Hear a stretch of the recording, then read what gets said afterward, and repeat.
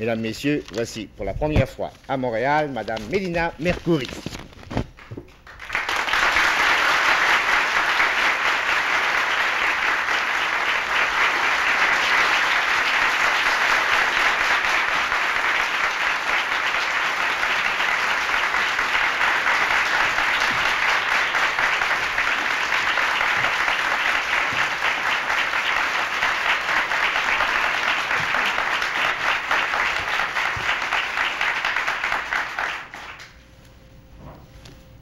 Madame Mercouri, si j'étais un agent d'immigration et que je vous demandais de quelle nationalité êtes-vous, qu'est-ce que vous répondriez? J'aurais répondu que je suis Hélène, grecque. Alors, en même temps, moi qui suis un agent d'immigration, je vous dis, montrez-moi votre passeport, prouvez-le. Je vous dis, regardez, messieurs, regardez mes mains, regardez ce que je représente. Je suis grecque, monsieur. Je commence à lui parler grec, je commence à lui chanter grec, je commence à faire des gestes grecs et je vous jure qu'il va être convaincu que je suis grecque sans papier. Mais vous êtes grec sans papier, c'est ce que je voulais vous faire dire. Vous êtes officiellement une apatride. Vous n'avez, si on se fie au papier, vous n'avez pas de passeport grec. Moi, les papiers ne me font pas peur et je crois que les papiers qui sortent d'un gouvernement qui est outlaw, qui n'est pas un gouvernement qui a été élu par un peuple et par une constitution n'existent pas. Pour moi, la junta n'existe pas. Alors, qui sont qui peut dire si je suis grec et si je ne suis pas grec? C'est seulement mon père et ma mère qui peut dire ça. Personne d'autre. Nous viendrons tout à l'heure aux événements qui ont amené la confiscation de votre passeport et d'un certain nombre d'autres choses. Mais je voudrais d'abord que vous nous parliez de vous, et vous, ça veut dire votre enfance et votre père et votre mère et le milieu dans lequel vous étiez plongée quand vous étiez toute petite fille, quand vous aviez, disons, 5 ans. Vous êtes née à Athènes. Quand vous aviez 5 ans. Je suis née à Athènes. Je suis née dans une rue qui donnait dans une... En face, il y avait une université et c'était une maison jolie. C'est-à-dire, c'était une maison qui était ouverte au monde. C'est-à-dire, c'était une maison que tout le monde pouvait visiter. Et ça, c'était une chose extraordinaire pour les yeux d'un enfant. Je n'étais pas sauvage, je n'ai pas jamais appris d'avoir peur des êtres humains. J'avais un grand-père qui était un homme qui s'appelait Spiros Mercouris et qui m'a appris d'aimer les gens et qui m'a appris d'être gentil avec eux. J'ai dansé, enfin j'ai été sur les genoux de tous les gens. J'avais beaucoup des pères qui venaient de tout le monde parce qu'ils me racontaient des belles histoires et des mères qui me prenaient dans leurs bras.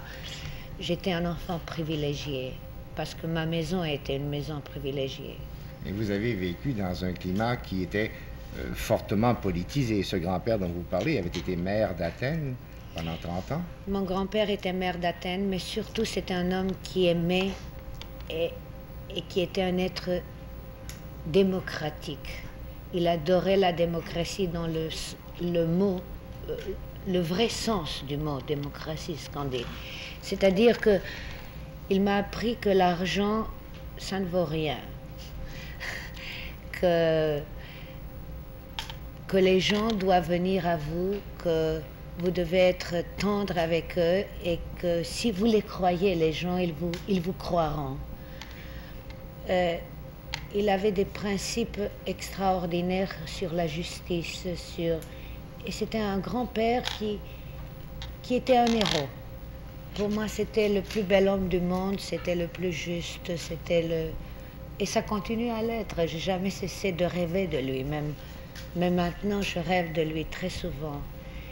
Et quand les choses sont arrivées, je l'ai vu dans mon rêve encore, c'est ça. Ça paraît très stupide, ça, mais c'est vrai, c'est la pure vérité. C'est un homme qui m'a influencé terriblement. C'est d'ailleurs les hommes qui m'ont influencé terriblement dans toute ma vie.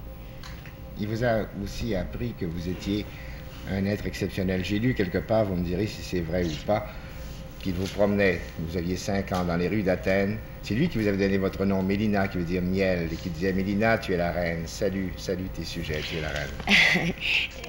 Non, c'était plus joli que ça, ce n'était pas...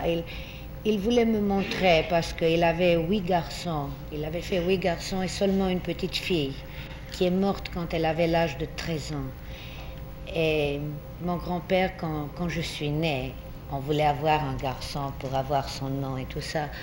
Alors, quand moi je suis née, quand même, il voulait... Il y a une joyeuse surprise. Il avait...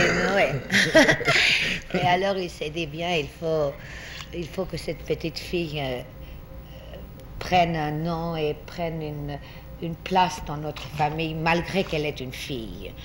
Alors, j'ai pris la place de sa petite fille qui est morte quand elle avait 13 ans. Et pour ça, elle m'a considéré comme un être très précieux que peut-être il va perdre un jour. Et quand on parle de cette histoire, c'était qu'Athènes, dans ce temps-là, c'était une petite ville. Alors, il y avait 2 cafés, comme ça, c'était comme les Dardanelles. Il y avait la rue et mon grand-père était très fier de me montrer. Et il me disait, salue-les, tu leur appartiens et ils t'appartiennent. C'est comme ça. Je n'étais pas une reine, je leur appartenais. Et ça n'a pas fini. Est-ce que vous étiez une enfant turbulente, docile? Non, j'étais un enfant terrifiant parce que j'étais un enfant très gâté. Il me gâtait terriblement. Il me gâtait. Mais heureusement, il y avait la balance de ma mère qui me donnait des coups terrifiants. Et elle me battait d'une façon très... elle était terrible, ma mère. Je ne pouvais pas apprendre le piano. Ça, c'était le grand martyr de ma mère. Parce qu'en Grèce, on disait, la petite fille doit apprendre le français, l'anglais, jouer au piano. Moi, c'était impossible. Mes doigts, ça allait comme ça. Alors, c'était terrible parce que c'est elle qui m'étudiait. Et tout d'un coup, elle me disait, mais mets tes mains comme ça. Je disais, impossible, ça n'allait pas. Alors, elle me prenait, elle me tapait. Ça? Mais comme une mère grecque peut taper une fille. Je sais pas, moi. Comment une mère grecque tape une fille? Ah, elle la tape bien. Mais je l'adorais. Et je lui disais toujours, je me vengeais, je disais, moi je veux partir de la maison. Alors, paf, j'ai reçu une autre gifle. Mais elle était formidable, ma mère. Elle était une femme très courageuse. Et je crois qu'il faut battre un peu les enfants. Quelquefois. Oui, il y avait une chose que vous vouliez faire, je pense à cette époque-là, vous vouliez faire du théâtre. Toute jeune, hein, toute jeune. Et vos parents ne voulaient pas. Pourquoi ils ne voulaient pas? Ils ne voulaient pas parce que dans ce temps-là, en Grèce, on disait les artistes quand même, c'est pas sérieux, peut-être qu'elle va aller chanter. Enfin, je chante maintenant. Ce n'était pas dans le sens, enfin, ils pensaient qu'ils étaient un peu conservatifs dans ce sens-là, et c'est une chose que je regrette beaucoup, qu'ils avaient cet avis-là. Mais moi, j'avais appris, je les voyais parler, je voyais que le monde les écoutait. Alors, moi, j'ai jamais joué avec une poupée dans ma vie. Je jouais devant une glace et je faisais des speeches. Je parlais à moi-même. Qu'est-ce que vous vous disiez?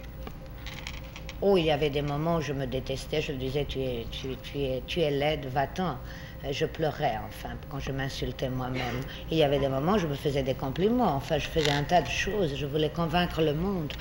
Mais je jouais avec le miroir, je voulais convaincre pour des choses que je ne savais pas encore. Je ne savais pas de quoi je parlais. Mais je trouvais que c'est merveilleux de pouvoir pleurer, de pouvoir rire, de pouvoir être acteur, sans savoir ce que ça veut dire acteur. Et c'était une obsession terrible pour moi de devenir actrice. Mes parents ne voulaient pas et c'est comme ça que j'ai décidé qu'il fallait trouver un moyen. Et le moyen que vous avez trouvé, si j'en juge par des notes biographiques que j'ai lues, qui ne sont peut-être pas exactes, le moyen que vous avez trouvé, ça a été, alors que vous aviez 17 ans, d'épouser un vieux businessman. Il n'était pas vieux du tout. Ça fait très laid alors. La fille qui se marie à 17 ans avec un vieux satyre pour faire du théâtre, j'aime pas ça du tout. Non, pas du tout. Il était un jeune homme de 35 ans. Oula. Il était très beau. Il était un homme qui avait fait ses études en Angleterre, ce qui faisait très bien. Il me parlait anglais, il parlait la langue de Shakespeare. Il connaissait les pièces de Shakespeare et il m'a convaincu que c'était une chose très honorable de devenir actrice. Et comme ça, je me suis mariée avec lui. Il était charmant et je l'aime toujours. C'est un ami, c'est un grand frère et je lui serai toujours reconnaissante parce qu'il m'a donné la liberté d'agir. Et je ne l'oublierai jamais. Donc, grâce à lui, vous avez suivi des cours d'art dramatique et vous avez commencé à jouer. Vous avez d'ailleurs beaucoup joué en Grèce. Oh mon Dieu, oui. J'ai joué beaucoup en Grèce. J'ai fait 100 pièces en Grèce. Je suis allée en tournée en Turquie, je suis allée à Chypre, je suis allée en Égypte. Et finalement, j'ai trouvé un autre moyen de jouer à Paris parce que j'adorais la France. J'étais amoureuse de la France. Mais avant Paris, vous jouiez beaucoup de pièces, vous avez joué 100. Qu'est-ce que vous vouliez être? Tragédienne ou comédienne et pourquoi?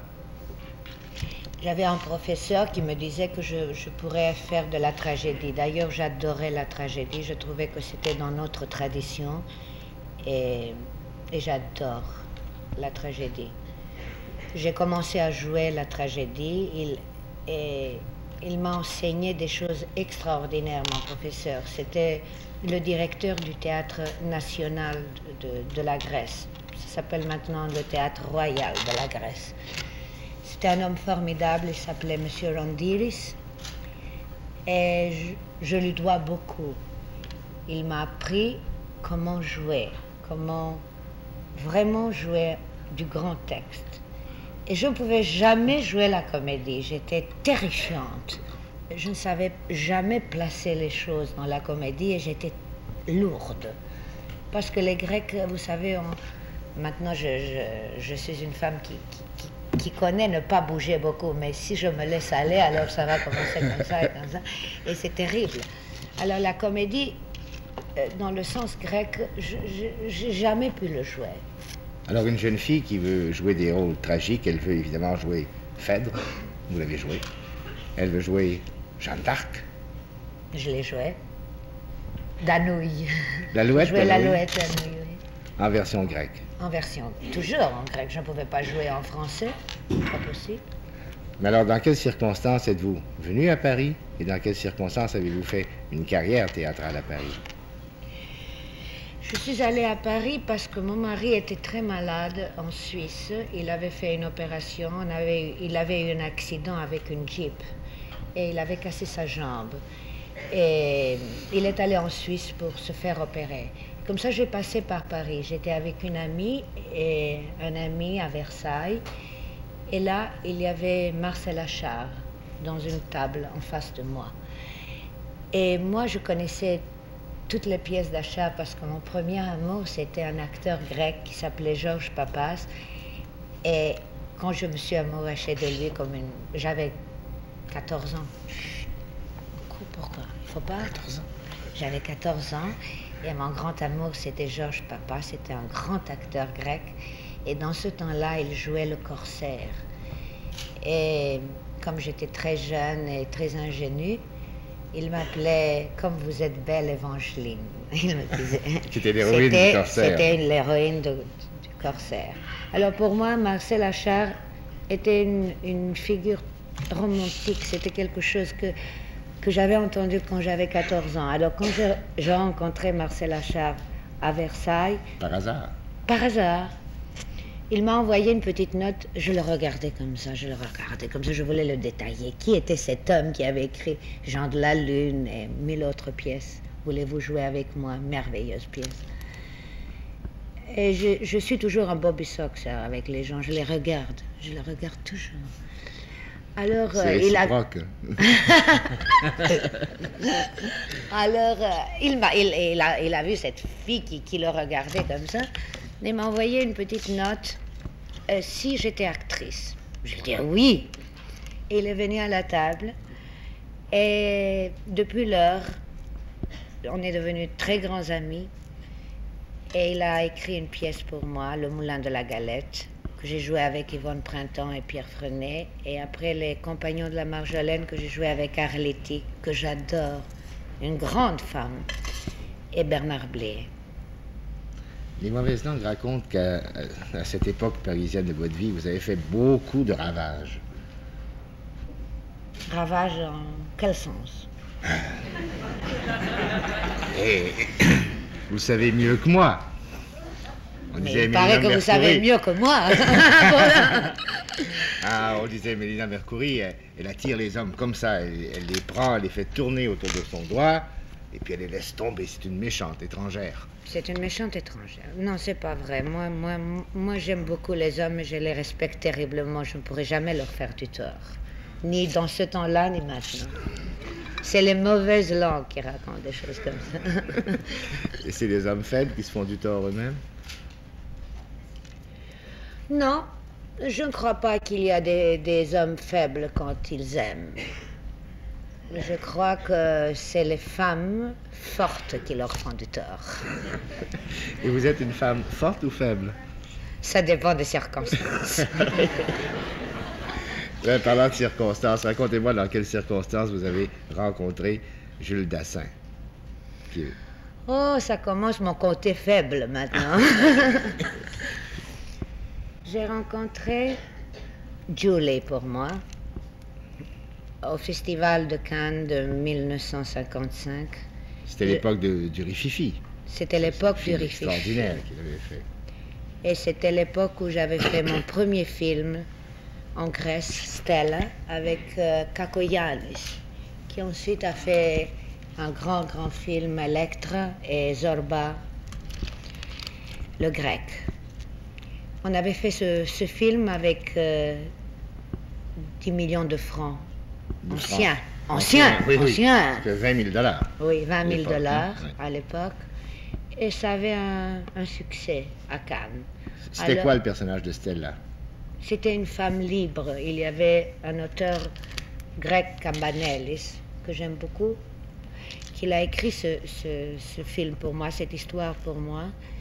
C'était une femme qui disait non au mariage et qui ne croyait pas au papier. Déjà. Déjà. Elle disait à un homme qu'elle aimait beaucoup, non, je ne veux pas me marier avec toi, ne m'impose pas le mariage.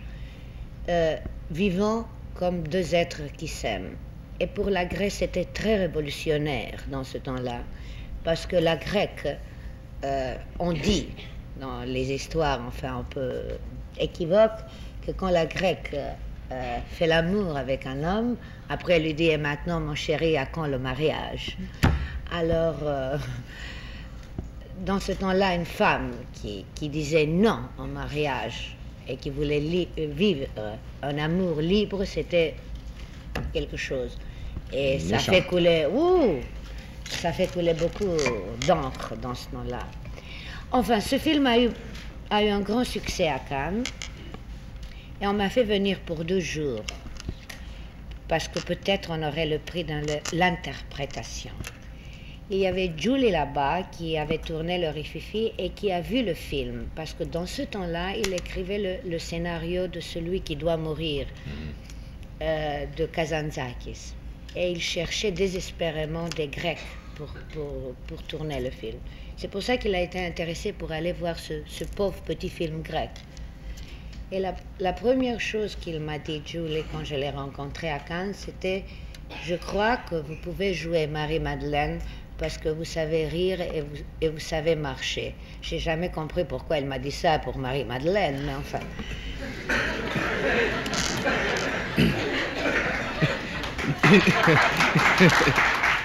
J'allais dire qu'il est normal qu'une péripatéticienne puisse marcher, mais après, c'est autre chose.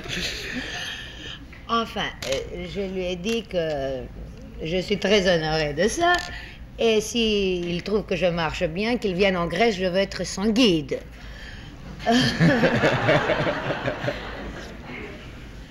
Alors Julie est venue en Grèce et nous avons tourné ce film que pour moi c'est le film qui est le plus près de mon cœur parce que c'est ma rencontre avec Julie, c'est la révélation de beaucoup de choses et la révélation du peuple crétois. Nous avons tourné ce film à Saint-Nicolas, qui était un petit village, maintenant c'est devenu une très grande ville touristique. Mais c'était merveilleux. On a travaillé avec les paysans et c'était une beauté de travailler avec eux. Ils voulaient tous jouer les méchants et pas les bons, parce que les méchants avaient une plus grande part dans le film. Et comme ça, ils auraient gagné plus d'argent. Mais ce film n'a pas eu beaucoup de succès auprès de la critique ni du public. Du critique, non. Il y a eu 14 prix pour Celui qui doit mourir, mais le public n'a jamais marché avec ça. Excepté les jeunes, les universités, et en France, ça a été une catastrophe.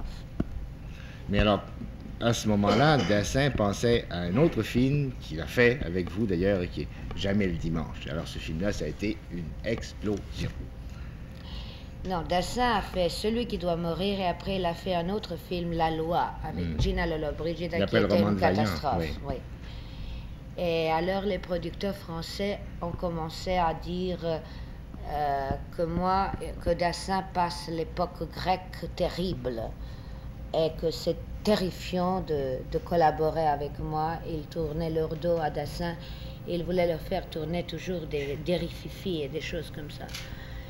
Et c'est alors qu'on a pris la décision de faire Jamais le dimanche, sans argent et pour nous tout seuls.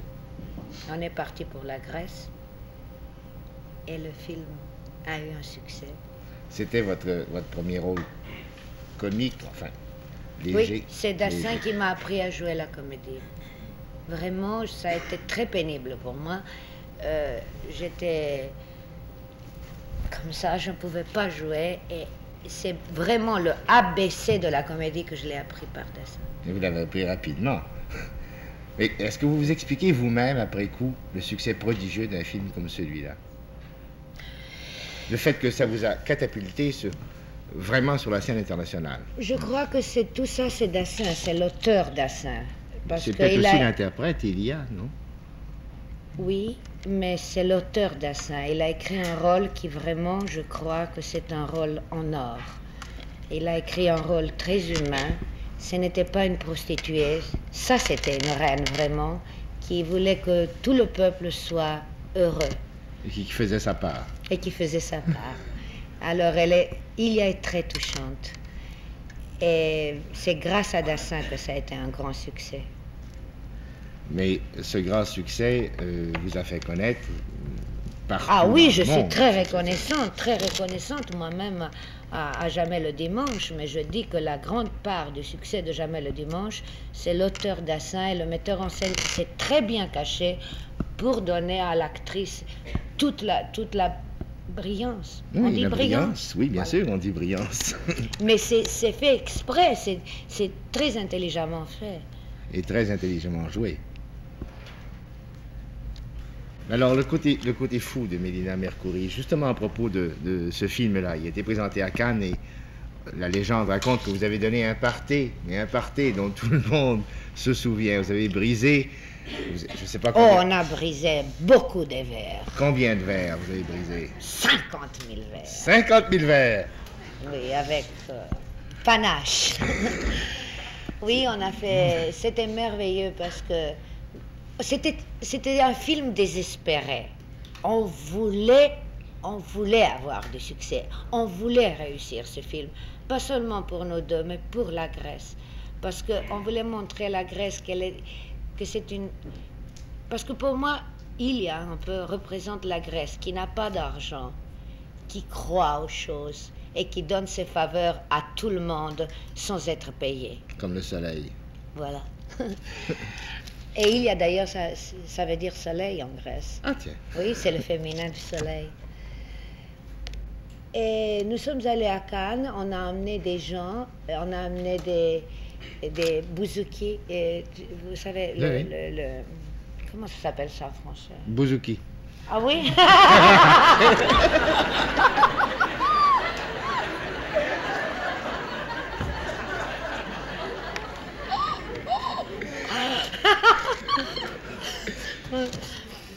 Et on a amené aussi des danseurs grecs, mais des vrais. Ils ont commencé à danser très lentement, très lentement. Il y a toutes les femmes de Cannes qui sont devenues folles avec ces hommes-là, qui vraiment dansaient pour eux-mêmes. Et qui vraiment n'avaient jamais vu même Athènes, ces gens-là. Ils habitaient dans des petits faubourgs. Et c'était la splendeur de toutes ces belles femmes. Et ces belles femmes folles d'eux, parce que c'était des vrais hommes qui dansaient pour eux-mêmes. Et c'était une partie que je crois que jamais, on l'aura jamais à Cannes de nouveau. Parce que c'était pas sophistiqué, c'était vrai. Puis en plus, il ne doit plus rester de verre à Cannes, où ça ne peut pas se répéter. Quand on vise 50 000 verres, c'est beaucoup. Alors, comme prolongement de ça, il y a évidemment la consécration internationale, et il y a en particulier Broadway. Vous avez refait Ilia, mais Ilia Darling, la comédie musicale. Qu'est-ce qui vous a poussé à vouloir aller à Broadway? Ça, c'était une dette envers Dassin. Il était venu dans mon pays, il avait fait 3 films que moi je trouve très respectables et merveilleux pour la Grèce, c'est-à-dire celui qui doit mourir, Phèdre, et Jamais le dimanche. Et il avait une terrible nostalgie de rentrer chez lui. C'était l'auteur et le metteur en scène qui voulait revenir aux sources. Il voulait écrire pour l'Amérique, pour les problèmes américains. Alors je me suis dit, je lui dois ça. Après 10 ans qu'on a vécu ensemble, je lui dois de venir en Amérique. Mais pour moi, ce serait terrible de venir en Amérique si je n'avais pas un travail. On m'avait proposé Jamais le dimanche comme version musicale 4 ans avant. J'ai refusé. Et ensuite, je me suis dit, bien, j'irai. C'est un personnage qui est adorable. Je veux le retrouver avec un grand plaisir. Et en même temps que Jules va écrire son scénario pour les problèmes américains, moi, je veux faire mon petit schéma grec en jouant Ilia Darling. Et c'est ce que j'ai fait. Oui, alors, à ce moment-là, on disait Mélina Mercouri contribue de façon importante au tourisme en Grèce. On disait Mélina Mercouri est une espèce d'ambassadrice de la Grèce. Vous étiez à ce moment-là assez détaché des problèmes politiques contemporains. Vous faisiez votre métier, c'est tout à fait normal.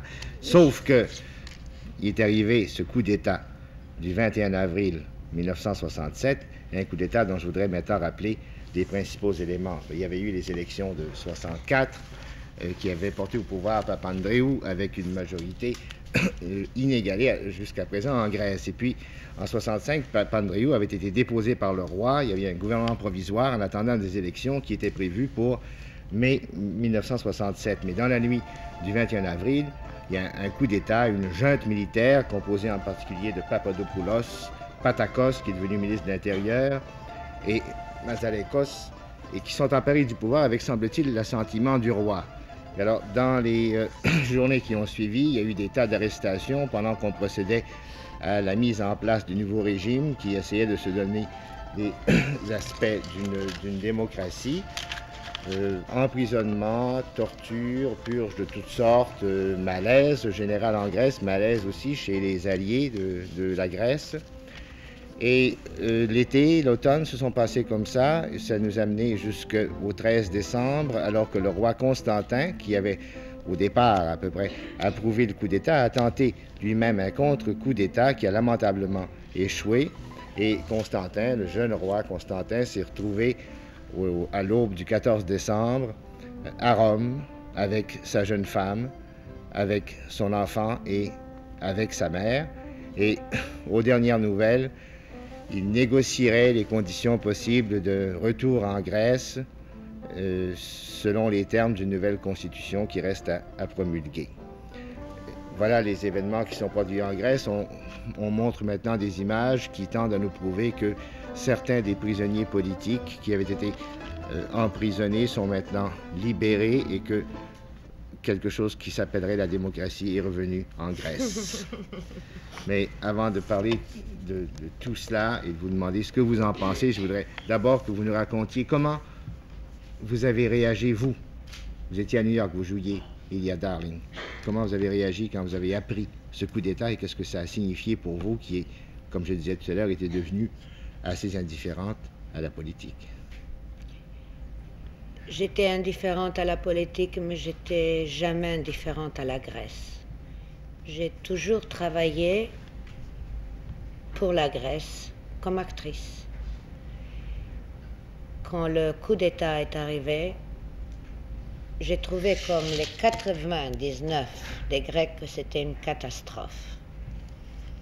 J'ai appelé notre ambassade à Washington et le consulat à New York.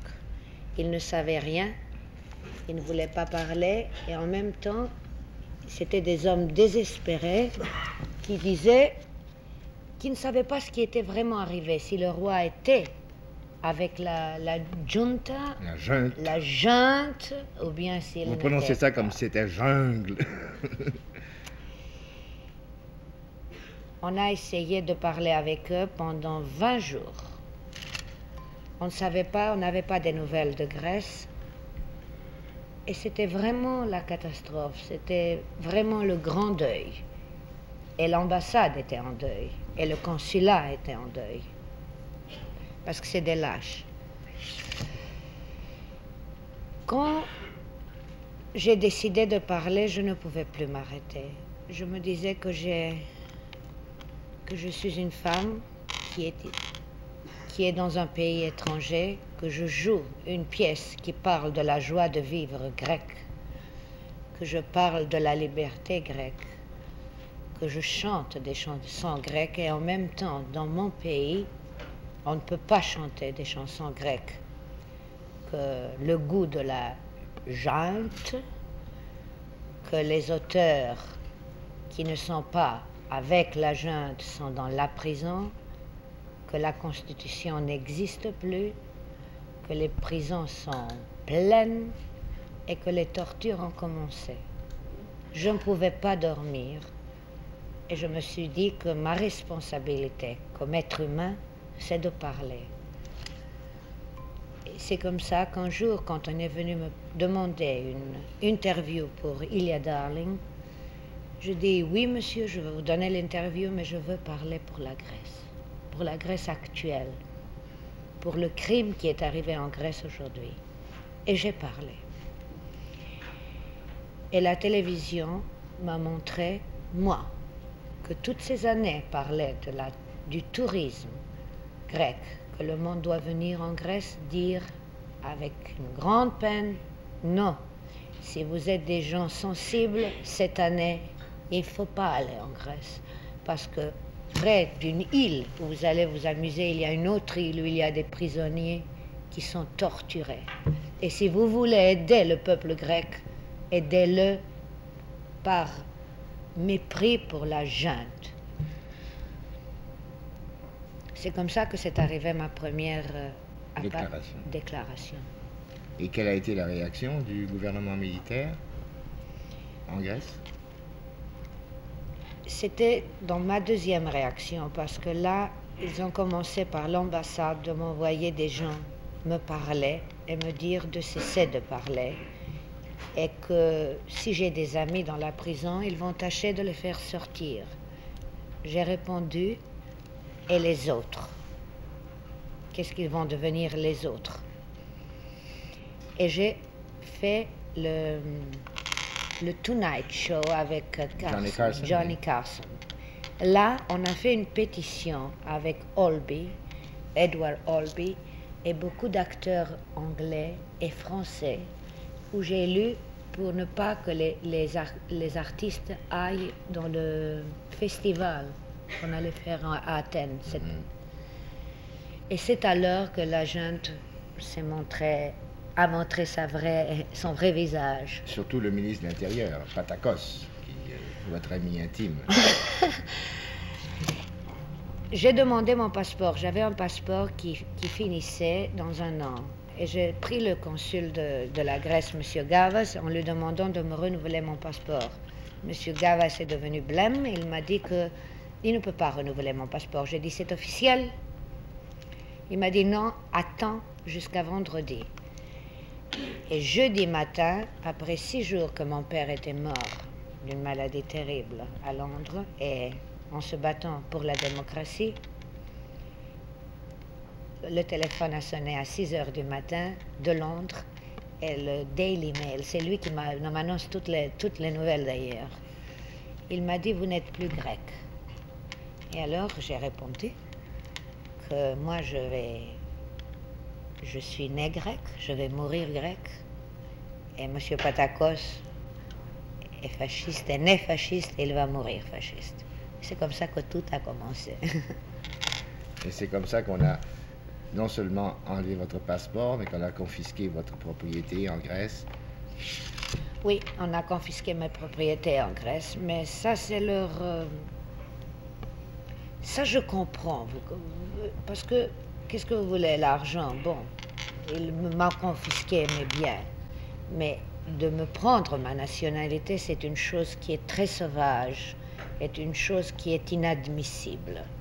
Ils peuvent faire des lois pour emprisonner les gens, pour leur prendre leurs biens, pour même te tuer, mais on ne peut pas t'enlever ton identité. C'est très cruel et c'est très laid. Mais vous auriez pu, parce que votre mari est américain, prendre la nationalité américaine et avoir un passeport américain? Non, je ne prendrai jamais un passeport américain. Je crois que mon devoir est de rester apatride pour le gouvernement grec, qui est le gouvernement des gangsters. Et pour tous les pays, je veux être grecque parce qu'ils me reconnaissent comme une grecque. Et je vous parle comme une grecque aujourd'hui. Et j'ai beaucoup de reconnaissance pour vous parce que vous m'approchez comme une grecque.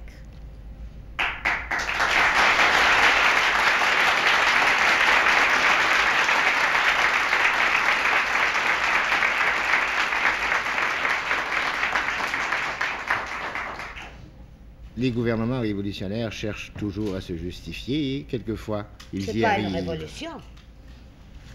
C'est eux qui appellent ça une révolution. Quelle révolution? De qui? En ce sens qu'ils ont pris le pouvoir. Hein? Ça, c'est pas vrai. C'est M. Patakos qui dit que celui qui peut avoir le pouvoir peut l'avoir. C'est pas vrai.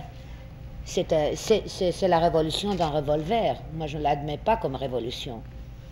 Mais alors, les révolutionnaires du revolver réussissent quelquefois à se justifier. Ils disent, par exemple, bien sûr, il fallait agir parce qu'avant nous, c'était le chaos.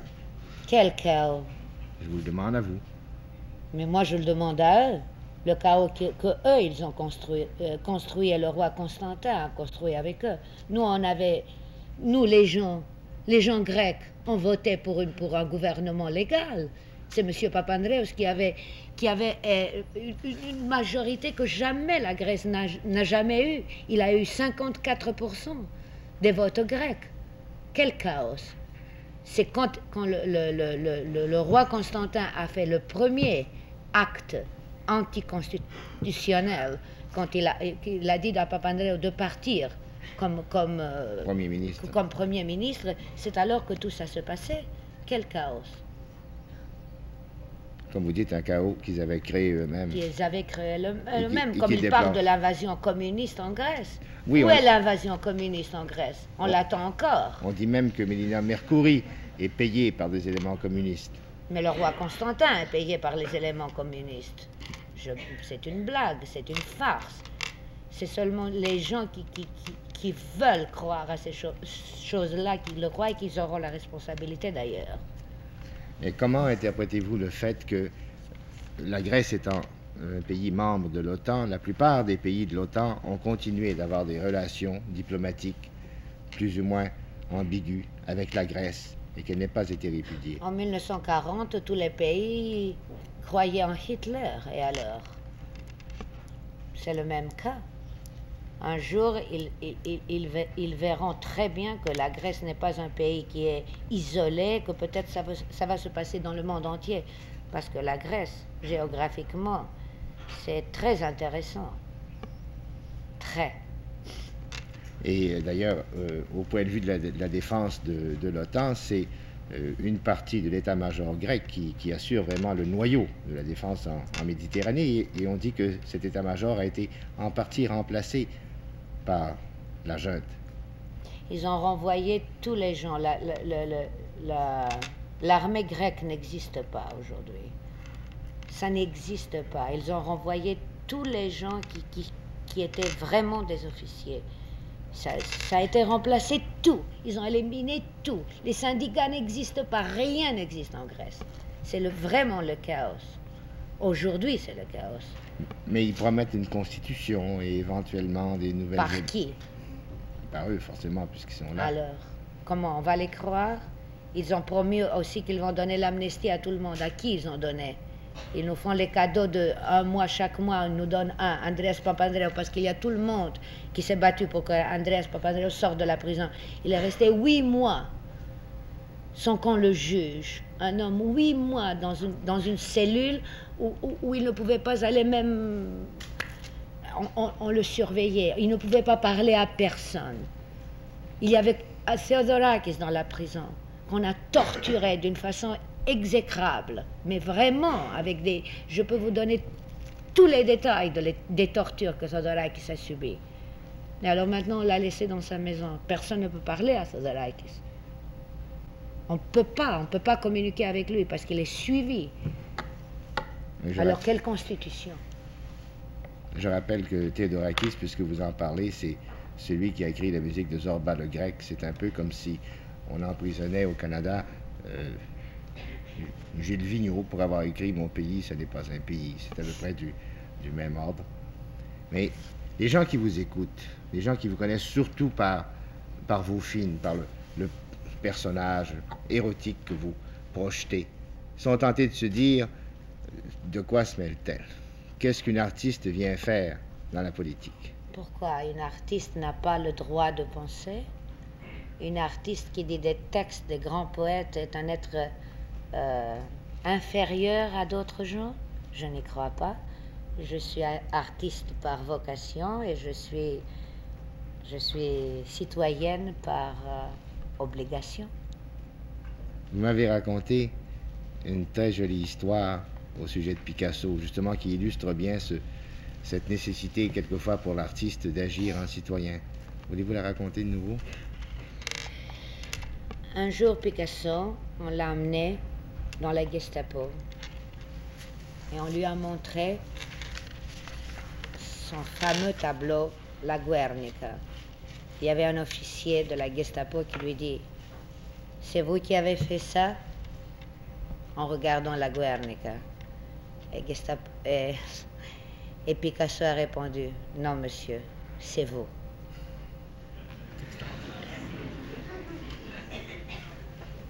Vous faites en ce moment des tournées aux États-Unis, vous essayez d'expliquer la situation grecque. J'imagine que vous avez, d'ailleurs vous en parliez tout à l'heure, des renseignements de première main sur l'espèce de régime dictatorial qui cherche à se donner bonne conscience, mais qui utilise l'emprisonnement et la torture. Et vous avez encore des renseignements? Bien sûr, on fait des tortures extraordinaires. Quand on veut demander à des jeunes filles qu'elles donnent des noms, on les rend nues. Parce que quand elles sont vieilles, non. Mais quand elles sont jeunes, elles sont nues. Elles répondent. Elles la prennent par les mains, par les cheveux, les tapent au mur. Et ça, ils font des êtres humains se dégrader. Ils jouent comme des gens. Ils mettent un homme nu et ils commencent, les gendarmes, à le jouer comme un football. Ils enlèvent les ongles. Les ongles. Et écoutez, c'est pas de la littérature tout ça, c'est des vérités. C'est des vérités. Tous les gouvernements, s'ils n'entendent pas ces choses-là, il y aura une guerre civile en Grèce et ça sera la fin de tout. Et c'est pour ça qu'il faut nous aider. Vous parliez tout à l'heure d'Andreas Papandreou, c'est l'économiste qui est le fils de Georges Georges Papandréou, Papandréou, qui avait dirigé le gouvernement majoritaire avant d'être déposé par le roi Andreas Papandréou, après 8 mois d'emprisonnement, et maintenant à Paris. J'ai lu une entrevue de lui dans laquelle il disait précisément ceci: si la situation ne se règle pas, il y aura une guerre civile et on nous accusera de faire le jeu des communistes. Il y a les communistes. Comme si le peuple grec est un peuple d'esclaves et il a besoin seulement des communistes qui sont des braves. C'est pas vrai. Le peuple grec a montré qu'ils sont des braves depuis toute l'histoire.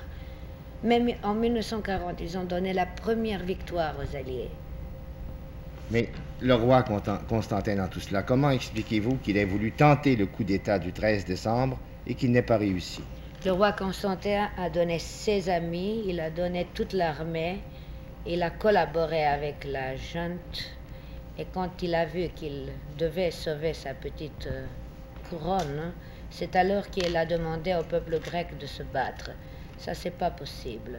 Le peuple grec est très mature. Il savait que c'est une histoire de famille. Il n'a pas voulu se mêler dans la famille de la junte et du roi.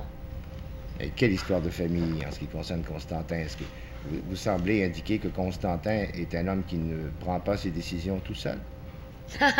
Non, le roi Constantin a une maman. Sa maman, c'est la reine Frédérica? C'est Frédérica. C'est Frédérica. Qu'est-ce qu'elle fait en ce moment, Frédérica? Elle achète des robes mauves. Elle est à Rome avec son fils. Qu'est-ce qu'il fait, son fils, à Rome? Il regarde les achats de sa maman. Vous croyez qu'il est prêt à revenir en Grèce? Si on lui donne l'ordre de revenir, il va revenir. C'est un pantin. Est-ce que vous croyez alors que la solution, indépendamment du roi, puisque vous semblez l'éliminer, ça consisterait à... Le peuple grec a dit non au roi. Le peuple grec sait que le roi a collaboré avec la junte. Et il ne lui pardonnera jamais ça. Parce que si dans les 24 heures, le roi aurait montré qu'il était un homme, le peuple grec serait avec lui. Il a perdu le train. Mais alors, c'est quoi la solution? La formation d'un gouvernement en exil, par exemple, de la part des patriotes grecs? Non, je ne crois pas, parce que c'est d'avouer que la junte va rester longtemps. Je crois que le peuple grec, en ce moment, doit encore prier pour le secours des pays qui croient vraiment à la démocratie. S'il n'y a pas d'autre solution que d'être seul, alors le peuple grec va se battre encore. Et vous, Mélina Mercouri, qu'est-ce que vous comptez faire? On a dit que vous alliez abandonner temporairement votre carrière, c'est vrai? Écoutez, moi je n'aurais pas parlé comme ça si je n'étais pas prête à me battre à côté du peuple grec. Et pour l'instant, qu'est-ce que vous faites? Des tournées, je l'ai dit tout à l'heure? Pour l'instant, je ferai une tournée dans tous les grands centres en Europe. Sans passeport? Sans passeport. J'irai ramasser de l'argent. On a besoin d'argent pour les réfugiés, pour les exilés, pour les familles des prisonniers. On a besoin de propagande. On doit parler aux gens et faire savoir ce qui se passe en Grèce et la tragédie qui se passe en Grèce. Et mon Dieu, après, on verra bien. Vous parliez tout à l'heure de Théodorakis, le compositeur de Zorba le Grec, entre autres choses, qui a été arrêté. On avait d'ailleurs interdit sa musique, comme on a interdit bien sûr, Aristophane, sa musique, parce que Euripide, Sophocle. Mais ce n'est pas seulement Théodorakis, il y a tous les poètes grecs, les plus grands poètes comme Ritsos qui sont dans la prison et qui est très malade et qui se meurt dans la prison.